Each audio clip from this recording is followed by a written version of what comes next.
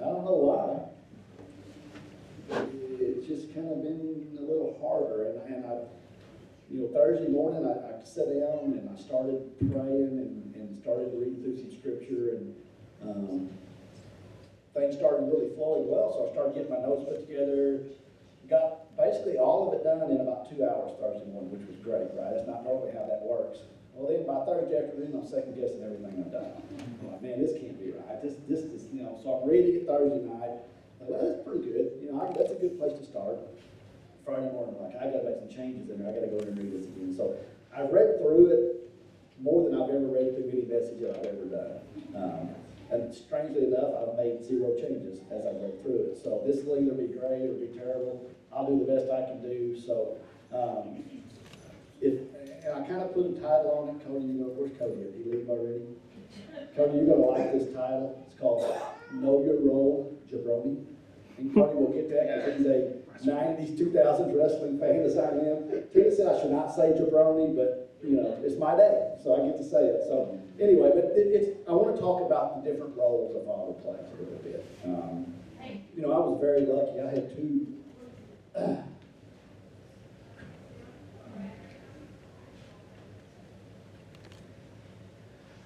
I had two very influential men in my life. My dad and my grandfather. They were two very different people. My dad was very quiet, non-confrontational, very much a people pleaser. My grandfather was not as quiet, was not afraid of confrontation if he felt somebody was doing wrong. He would be the first one to, if somebody was trying to do somebody else wrong, he would be the first one to call them out. So I learned different things from each of them. I learned that peaceful, forgiving, and loving from my dad. But I also learned the ability to stand up for what I thought was right. And not that my grandfather was not loving, because he was very loving, but he was also, like you say, he was very firm. And I learned a lot from him about standing your ground when you believe something's right. And sometimes that causes people to maybe not like you, but that's okay. You do what you think is right and what you know is right. And in the end, it'll all be okay. So, like I said, I was very lucky. I spent tons of time. I grew up on the farm working with them side by side, up all the way through, my middle adult life. So, got to enjoy a lot of time with each of them and learn a lot of valuable lessons. They were very good role models for me in how to raise and be a father figure. My grandpa was a Sunday school teacher in our church, so I got to sit. I can remember being young and being at their house on Saturday nights and him sitting down after he hauls over. I had to watch he haul first. And after he hauls over, sitting down with his Bible and putting together his message for the Sunday school class the next morning. So I had that, got to watch that, and every now and then they would let the kids, we had the kids thing too, but every now and then we'd get set up and I get to listen to him. So that was always really cool. So like I said, very, very lucky. So it's important as fathers for us to be the best role models we can, and none of us are perfect, and it doesn't even have to be your own kids. It can be whatever kids you interact with, whether it be kids that, of your friends or kids here at church or whatever that is. For Cody, Cody's around kids all day, so he's got the ability to change and influence these kids' lives, and I know he does that. So, he talked to, last week I think they talked to him, Hannah did about the reasons why they were so important for him to do this and be where he's at. And we know that the reason they went through all that and God took care of them and provided for them was because God was putting him in the place where he needed to be.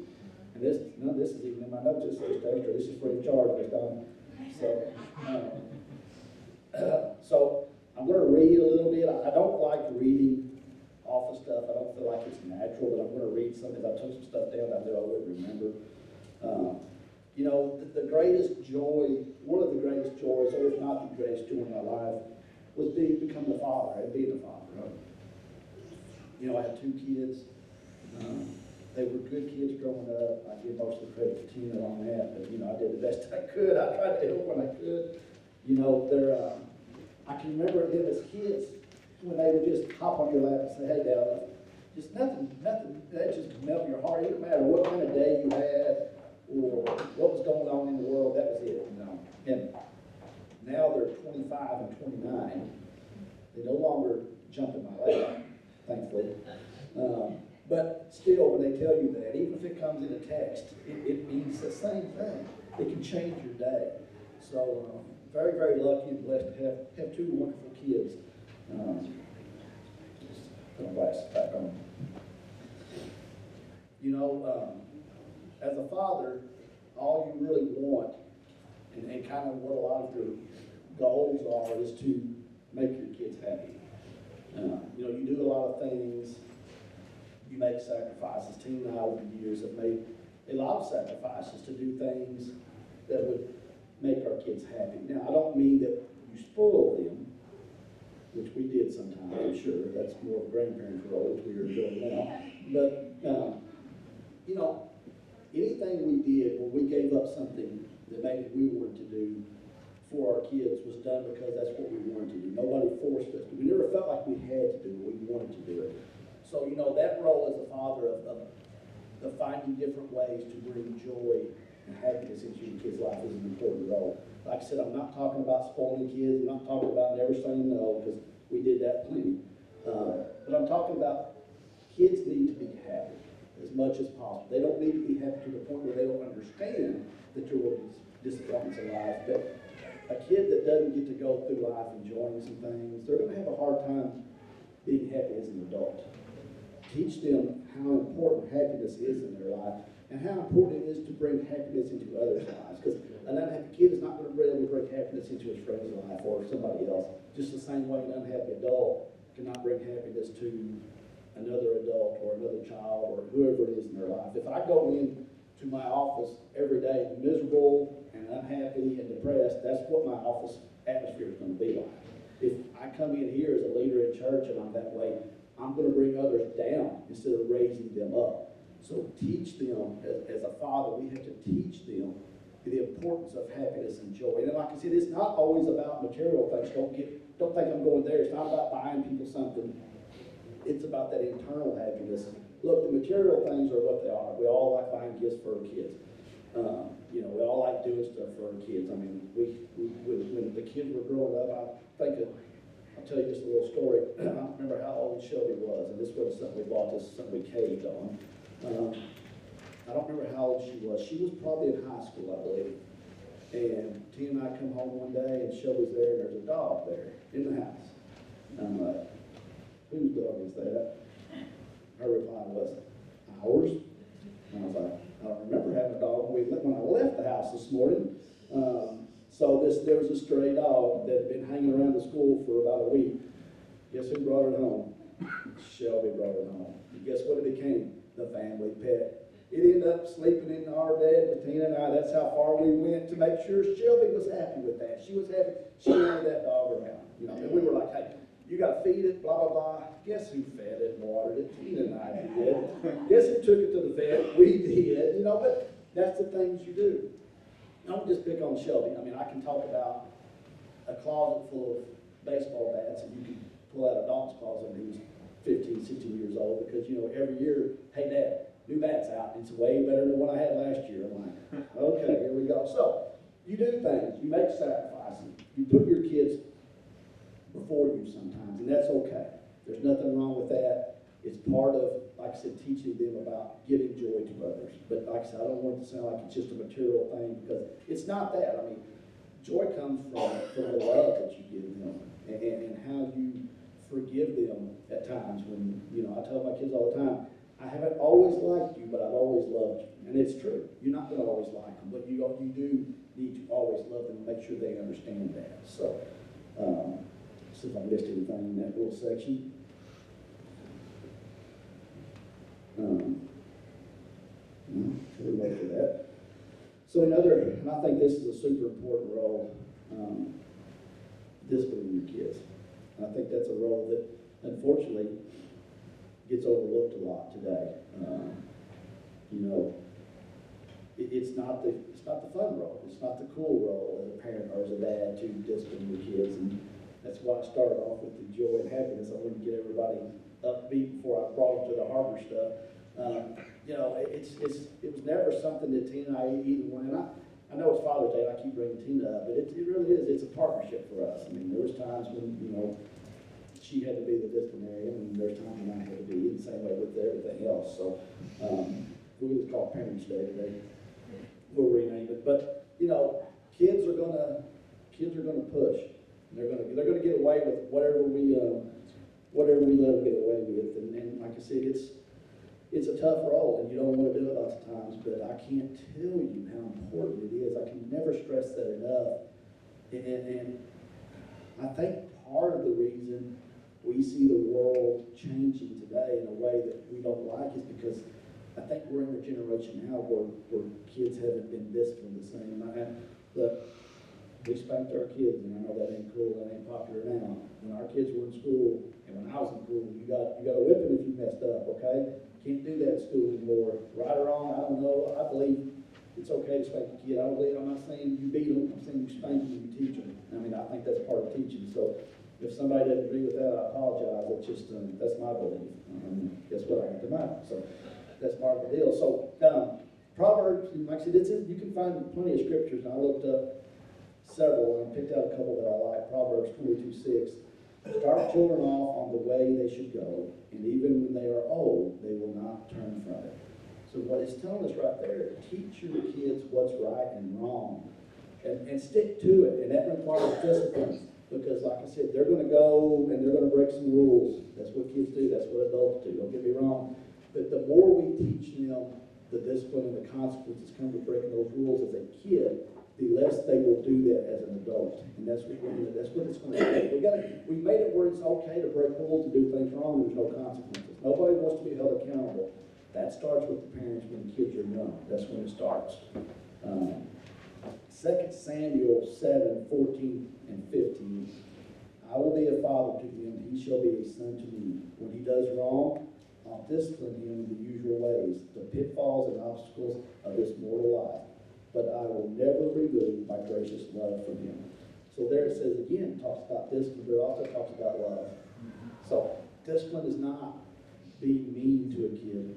It's trying to mold them and shape them and prepare them for the future to make them responsible adults. And like I said, we tried hard to prepare our kids for their future and to be adults. And we did a pretty good job. We ended up with 2 reasonably responsible adults, and they're still learning. I mean, and it's still our job to teach them. That job doesn't end because they're older now and maybe they have kids of their own. But we're still their parents, so we're still that link, to them. And it's just we're teaching them in different ways. I think Tina and I in the last 6 years since we started our walk with God have changed a lot. Now we know things now spiritually that we didn't know then as parents. So our teaching our kids now is different. And it's not too late, but it's different than it was when they were younger. And I wish we would have known then what we know now, but we did. We did the best we could. We were good parents. And we taught them about God. We went to church often, but it's different because now we know him. We have a relationship with him. We understand him.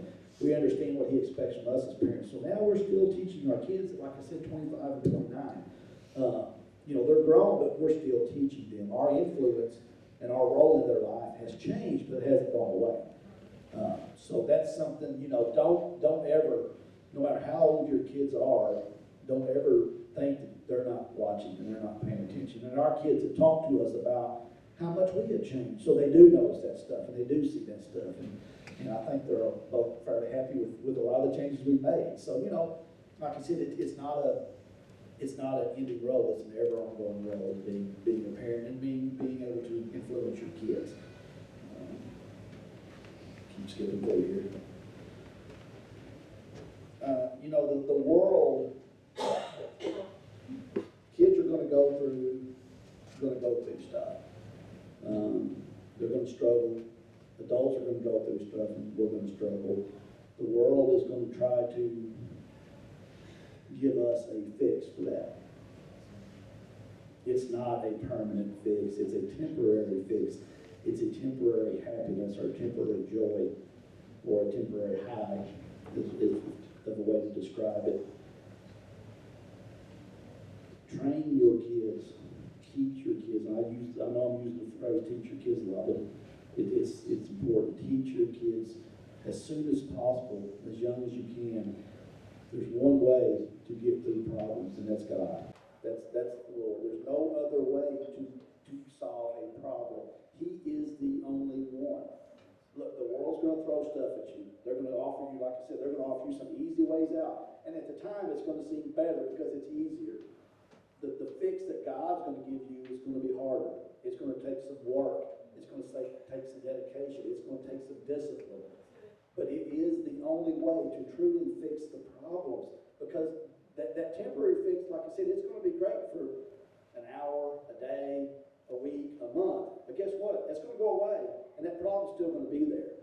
If you want to eliminate the problem, you do it through the Word, you do it through God, you do it through His Spirit, you do it through prayer.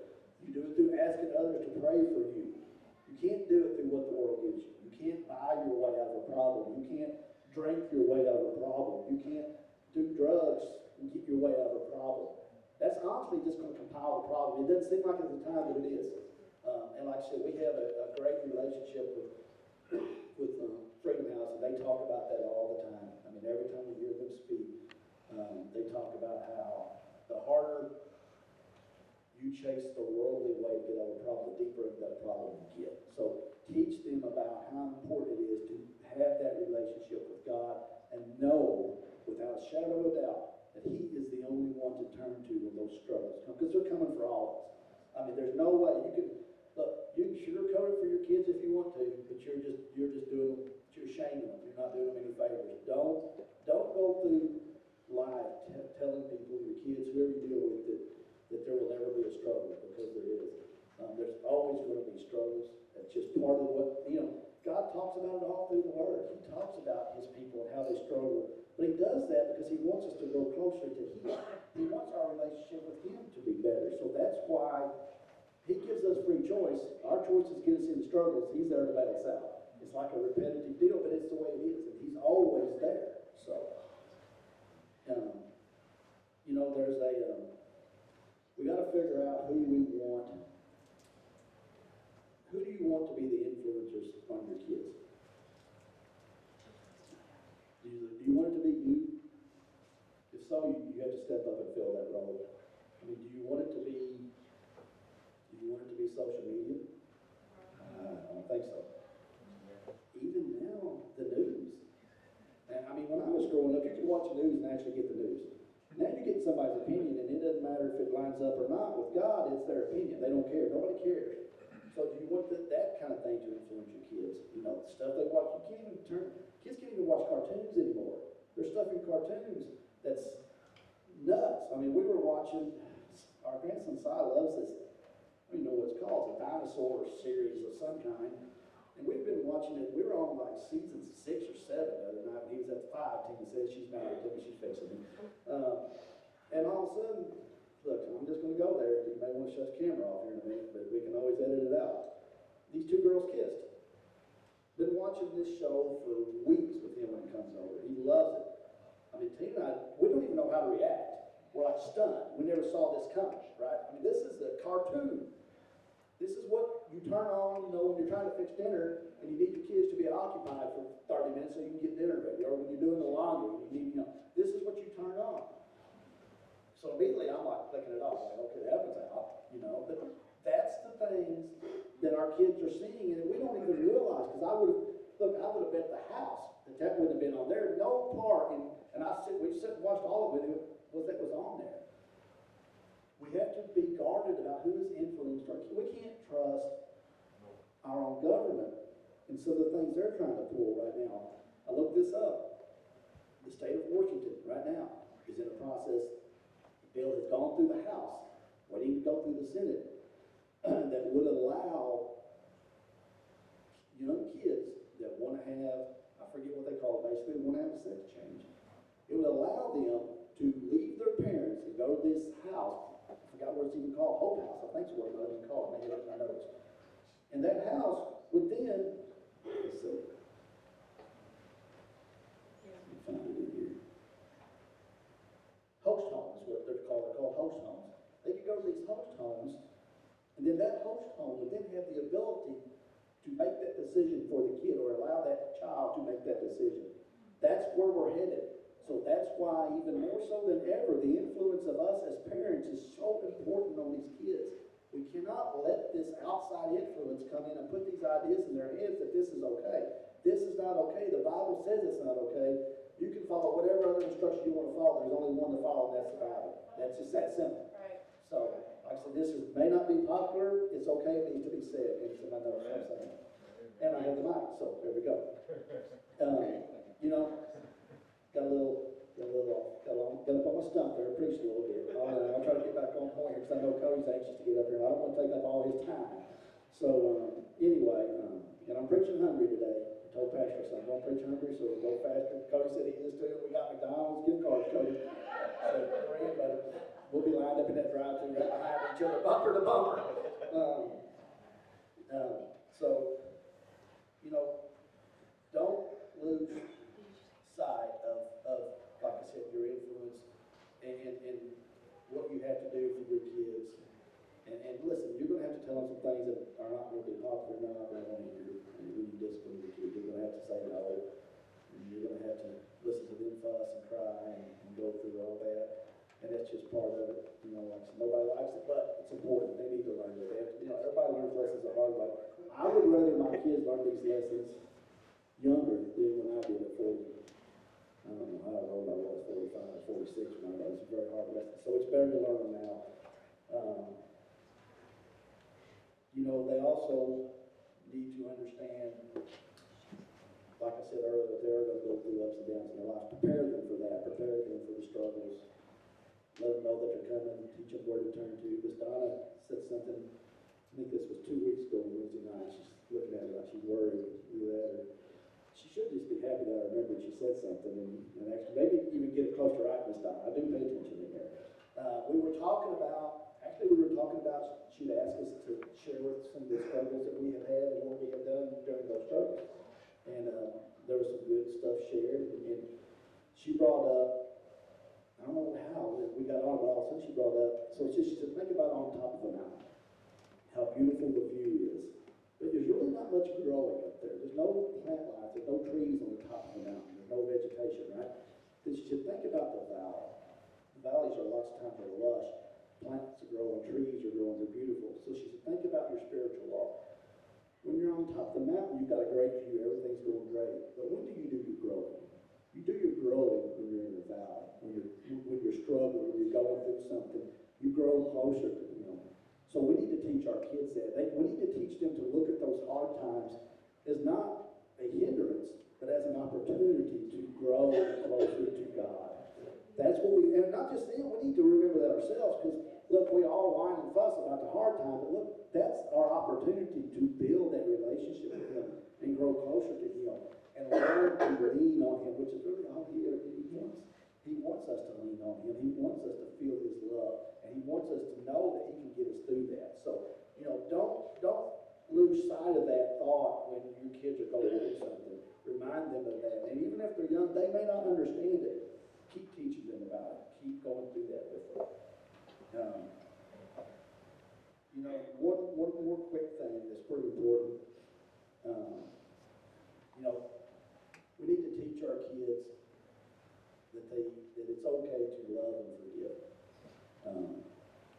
And that's not something that I was always very good at. So I think I talked about my 2 role models. I probably tend to, in my earlier years, be a little more like my grandfather, a little bit more hard, a little bit more tough, and a little bit more less forgiving, I should say. But thankfully, as I've gotten older, and like I said, I built that relationship with God, I learned that Tina was the forgiving and kind one in the parenting in our family. She was great at it, and I didn't learn much from it until much later, but I have learned now, and I want everybody to know it's important that our kids know that, and like I said, you have to press it into them, because once again, being loving and forgiving is not real popular or real cool sometimes, and kids tend to want to do what's popular and cool, but we have to influence them, we have to teach them, we have to let them know that it's okay to love and forgive somebody. You don't have to hold grudges. You don't have to hold something against somebody, because all that's building inside you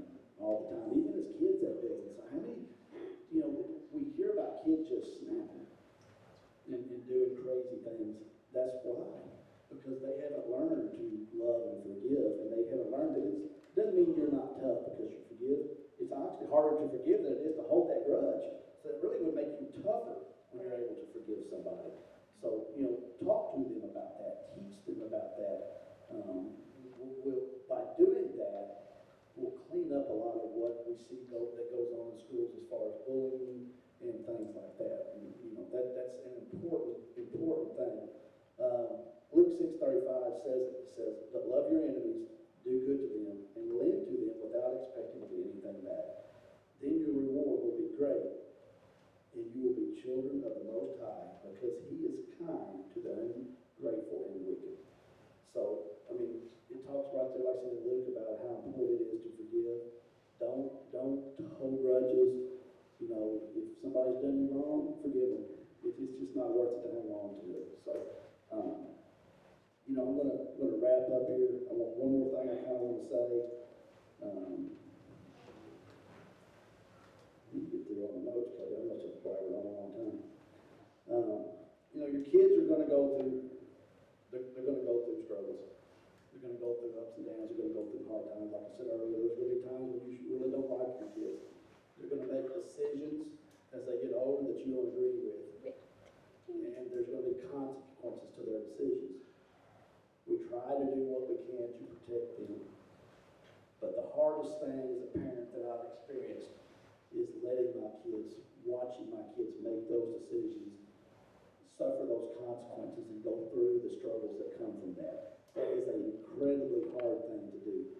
And everything in you wants to just grab them, shake them, throat punch them, something to get them away. You want to take control. It's not our job to take control. They have to learn the way we learn. It's our job to help them through that. It's our job to love and forgive, just the way God does us. Think about that. Think about God sitting there watching us do stupid stuff and thinking, "Oh, man, I really like to just grab him by his head right now." But what's He do? He corrects, He loves, and He forgives. We're called to be like Him, to walk like Him, to walk like Jesus. That's how we do it. We correct, we love, and forgive. We can't prevent their decisions. We can't prevent the hard times. We can be there to help them get through them and hopefully get them back on the right track. So just appreciate you guys listening. It's always good to get to speak. Cody's going to come up now, and he's going to bring a great word to us, and then me and him are going to McDonald's. So.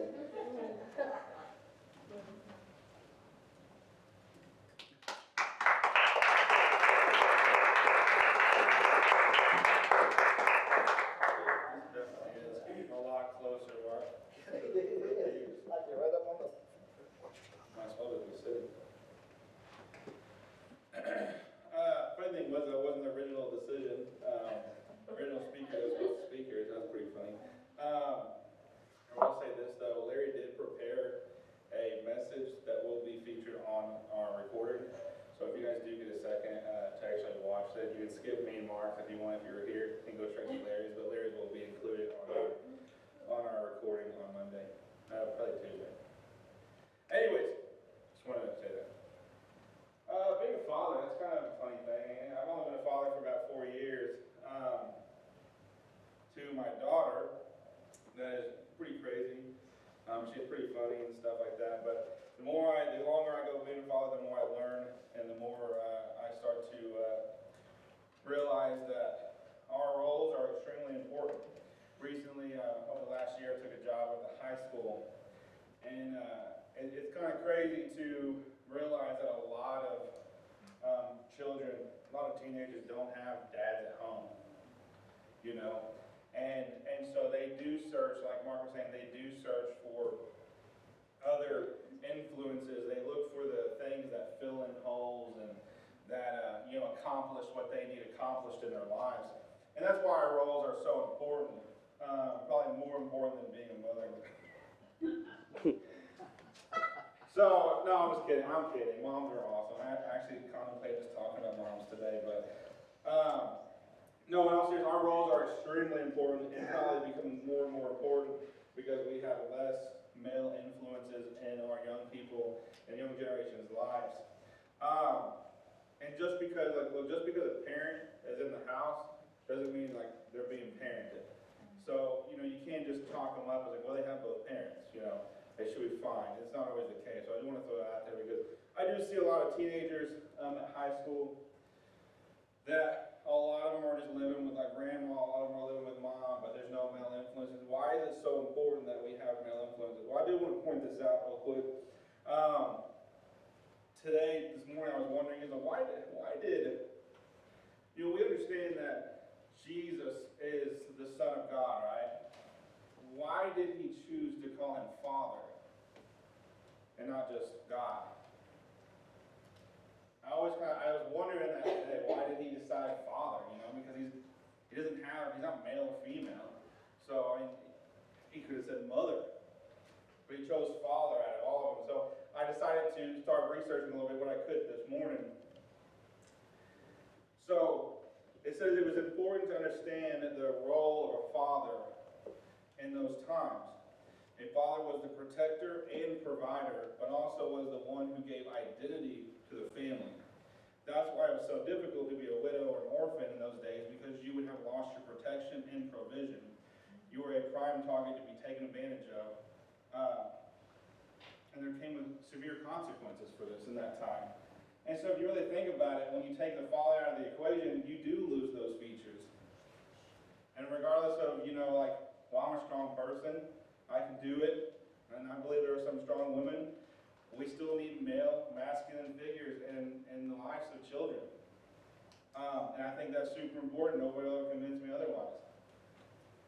So we understand that there's a couple different verses. Mark really did a great job. I don't even know really where to go from here. But Ephesians 6:4 says, Fathers, do not provoke your children to anger, but bring them up in the discipline and instruction of the Lord. This verse emphasizes the responsibility of fathers to raise their children in a loving and nourishing manner, right? Providing discipline and guidance while avoiding undue harshness or anger. So isn't that crazy? Because a lot of us, there are a lot of church fathers that really use that verse to really just nail their kids, I'm the father, And I believe there's a perfect balance. Because God was that perfect balance of authority, but also love. Yeah. And even the Bible tells us that you'll know my followers by the way they love each other, right? And so if we're really going to be a good father, then we have to be in touch with our loving sides as fathers. And our God and Jesus were both in touch with that loving side. So it's important that we learn this as fathers, that we do have to balance out our masculine side and our more laid-back feminine side. I did go to the marriage thing on Friday, sorry. And if you know me or Mark, we're very in tune with our tear ducts. Very in tune with them. It doesn't take much to make us cry, but that's okay. I cried over one of the things I had to share, and after it was done, another man, because it's couples, male and female. Another man walked up to me, very rugged-looking guy, had a nice, good-looking beard. You could tell that he was very probably did a lot of construction, things like that. Not probably a guy that you would expect to be in tune with his tears, like me and Mark. And he comes up to me, and he shared what he shared was amazing. It was awesome. And he came up to me afterwards, and he goes, hey, I just want to let you know, man, he said, with you being so open and so transparent, it helped me to be transparent. He said, because I wasn't going to say what I was going to say. He said, I was just going to say something that was a little shallow, and that was it. He said, but because you opened up and you let your emotions show, he said, it gives me the courage and the strength to allow my open side, me to open up and speak too. And so I think that's why it's so important, because he said that I didn't have really a father. He said, I had a father in the house. He said, but he wasn't really my father. He said, I learned later on that he didn't even really want me, that, that basically called me a mistake, that I wasn't planned for him to be there, that it was all because the mother wanted me and he didn't. And so even though he had a father in his life, he didn't have a father. And so that was something that he shared. Proverbs 22:6 says, train up a child in the way he should go. Even when he is old, he will not depart from it. So, it's well, I I know plenty of people that have departed, right? But that's not really what it's meaning. It doesn't mean that your child's not going to make mistakes, or that your child's going to do some dumb things, right? Because I've done dumb things. It's awesome, right? But it means that that will always be here and here. That it'll always be ingrained in them. That even if it's like in their darkest time, they're going to think back to that point and go, like, probably that day that they gave you a bunch of sass, because my daughter gives me sass all the time. Probably the day that you tell them, hey, you need to be doing this, you need to be, following Jesus, you need to be not doing those dumb things that you're doing. They're going to go, well, you can't control me, whatever, you're just trying to tear me down and not allow me to have fun, yada, yada, yada. So it's probably going to be one of those times that they go back to when it's tough, when they start to struggle, when they start to fall short, when they need your help and you're not standing next to them, that they are going to go back to that day and go, well, you're right. And they're going to learn and they're going to implement what you taught them in that moment. So just because they don't instantly go, you know what, that was a great idea. That's a great idea. I shouldn't go to that party. That's a great idea. I shouldn't drive 80 miles an hour. That's a great idea. I shouldn't spend all my money. That's a great idea. Even though they don't do that, they will eventually come back to that. It encourages fathers, and this is also can include mothers into this, it encourages us to teach and train our children in a manner that is consistent with God's ways, providing them with a strong foundation that will influence them throughout their lives. So even like Mark said, even though your children will grow and they'll move out and they might even go on to have their own families, that you're still their parents. And those things that you still taught them will still be with them. One of the statistics I've seen was that even though your children leave the church when they go off to college, a lot of children, a lot of older teenagers are leaving the church at college level. So when they get to college and move off, they also quit church. That statistically they find that when they have a kid of their own, that if they were brought up in a way that was loving and nurturing in the church, then they feel obligated or led to then bring their children to church because of what it brought to them. So ultimately, what you taught them bringing up will ultimately lead them back around to church. Isn't that crazy? That's statistically speaking. It was like 60-something%, which is a good number. That's more than half. Especially if you know the numbers of everything else like I do. You really know that 60% is a really good number for them to turn back around. So what we're speaking is not falling on deaf ears. Because I know my parents have thought that plenty of times.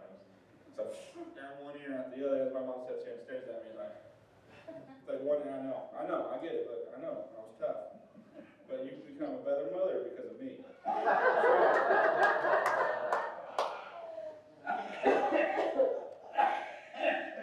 Psalms 103:13 says, as fathers show compassion to his children, so the Lord shows compassion to those who fear him. Isn't this crazy? Because we use fear and compassion in the same verse here.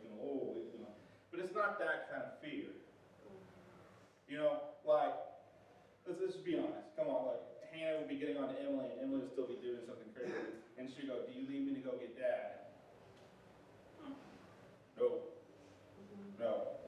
Is my daughter afraid that I'm going to come in there and cause a big scene and and beat her around? No. That's not it at all. But there is an authority that comes with a masculine man. I'm very masculine. I'm real tough. All right? I take out the trash. I even use power tools sometimes, to be honest with you. And it's always funny because I remember that growing up. I'd be in class and the kid would be acting up. I never did act up in class. The kid would be acting up next to me and be like, look, you got to stop, man. You got to calm down. The teacher would be like, hey, do you want to go out and get your dad? That's always something I thought about growing up. Not that we're going against mothers here. You guys are awesome. But nobody ever went like, hey, do you want to go get your mom? No, you didn't hear that. You want to go get your mom. You heard that. You want to go get your dad. Let me go get your dad. And you don't stop acting up. Look, I've used it later. Look, yeah, my mom too would have been an easy one. Hey. But I usually use it in my class. I'm like, hey, do I need to go get Larry? Yeah, right. And I was like, whoa. Hey, hold up now. And that is just what we do. It's not a fear of like, I'm afraid that you're going to hurt me, Right. but it's a respect for your authority as the male figure. And not that children don't respect their mothers, but they hold a very, very different place in their life than male figures do. Proverbs 27 says, the righteous who walks in his integrity, blessed are his children after him. So this leads me kind of to my ending piece here. Who are we and what are we doing that is influencing our children? You know? Like, I've heard stories of like my friends and stuff being like, yeah, my dad, I was raised in church, but my dad would be like, telling me not to drink and not to smoke as he drunk and smoked right in front of me. And it's like, monkey see, monkey do. And I find this hilarious with Emily, is monkey see, monkey do. Emily will do things that I'm just like, why would you do that? And I'm thinking like, oh wait, that's me. It's like, get off of the table, why are you standing there? Oh wait, I did that as a kid. Don't touch that hot thing, it's hot. She still touches it, and I go, oh wait, I did that. And it's funny, so, we influence our kids not just with what we say, and probably less with what we say, and more about how we hold ourselves. Actions speak louder than words kind of thing. I sit down, and, I go, hey, we don't say, my daughter's down here. So, like I said, we don't say shut up, and we don't say stupid. And, like, she's the police for it. She'll get you for it. And every once in a while, I'll be like, man, that was stupid. And she'll go, Dad? You got me, I'm sorry. And so I learn more from what I do, or she learns more from what I do, so I try not to say stupid, I try not to say shut up. I don't want to say shut up. I try not to say stupid, or like other stuff that I don't want her to do. So I try not to say crap around her, or that's bull crap, because then she starts saying that's bull crap, 4-year-old. And so it's so important that we uphold ourselves in a manner that is respectful and has integrity, and that is masculine. Look, this whole toxic masculinity stuff is kind of bull, to be completely honest. Like, let's bring it back. What happened to all of our strong guys? That had morals, that had passions and wants, and and what happened to them? It's always been just basically said that, hey, if you do that, you're a horrible person, and that's just not true. We can be tough and we can be loving. That's the cool thing about being a dad, is that we get to do both. We get to be tough. We get to be loving. We get to teach them things that, mothers just can't teach them.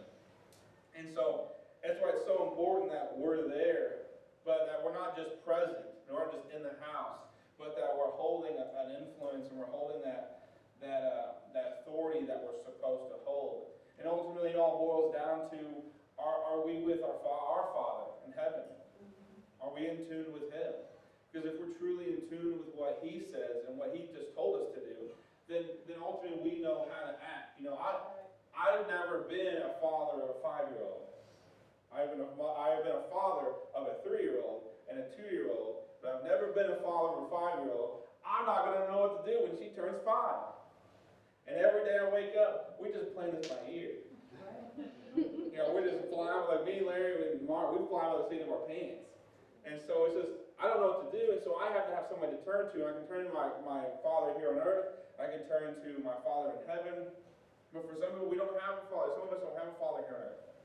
Maybe it's past that time that he was here, or maybe you got dealt a bad hand and you didn't have a good loving father or a father that was present in your house, but you still have one that still loves you and that still teaches you how to be the father that you were supposed to be.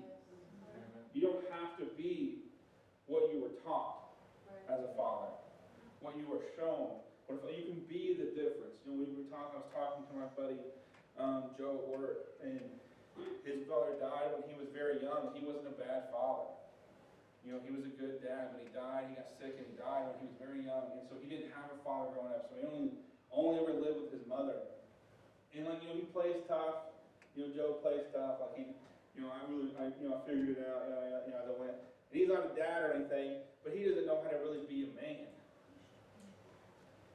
Isn't that important? Because Father's Day is not just about being a dad. And we teach our young men, our boys, to be men.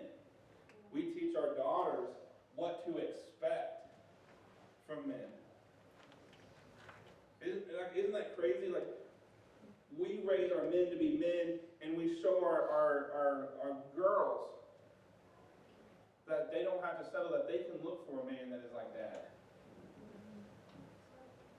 They should want to look at you and go, I'm not going to settle. And I remember even Hannah was telling me this in the beginning. She's like, I don't want to settle. I want to marry somebody that's like my dad.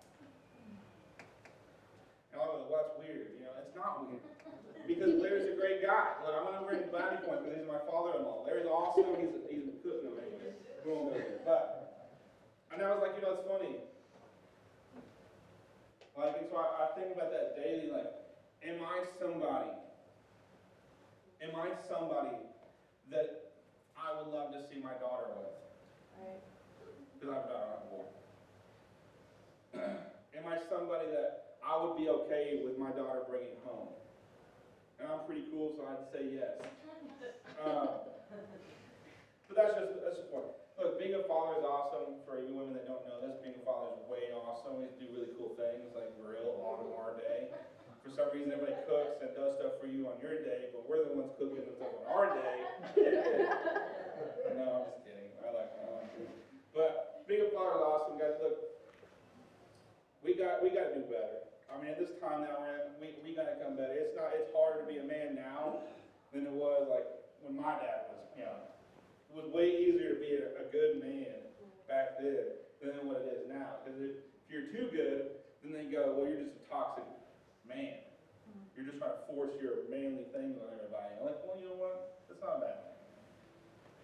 So it's tough for us. We have to find that deal, but we also learn as we progress throughout our lives, as we have children of our own. Hopefully, we have a boy, and I get to teach them how to be a dad. But not just be a dad, not just be a man, but be better. Be a better man. Be a better dad than I was. And so I think ultimately that's, for me, that's what it is to be a dad. For me, to be a dad is to be the best person I could possibly ever be. Always bring my best to the table. I wake up, and it's awesome, I get to wake up and be that dad. And for everybody that doesn't have a child, we can still be good men. Just because you don't have a kid that's living in your house doesn't mean there aren't kids that are looking to you. Doesn't mean that there's somebody going I want to be like him. Another guy going, I want to be like him. I want to have the values that he has. I want to hold myself up in a manner like he does. And so just because you're not a father biologically, not biologically, but blood-wise, doesn't mean that you ain't a father figure to somebody else in your life. So it's important that we uphold that at the same manner, because you never know who's watching you. You never know when your kid is sitting there and you think you're alone and you're on the phone talking, or you're on your computer or something, and you don't know when your kid's sitting there listening to what you're saying. What we do behind closed doors would matter 10 times more than what we do out in front of people. We can be good dudes in front of people, but be really bad behind closed doors, or not doing our job. Look, we're a kid in person, but hey, go to your room. Go off somewhere. Dad's tired. Well, you know what? I'm tired all the time. That's okay. We're tired, and that's okay. Our job never stops being a dad. Our job never stops. I think it's just so much important in this day and age that we live in, that we make sure that we are being the best versions of ourselves, not just in front of churches, not just in front of our jobs, but in closed doors, when we're by ourselves, when we're building ourselves, that we're doing the best of our abilities and upholding ourselves in a manner that's respectable for our children and the children around us and our God that watches over us all the time. So that's all I really have. I don't want to go super duper long because, Mark said he was hungry. So I wanted to get Mark to McDonald's as fast as possible. So I'm done with that.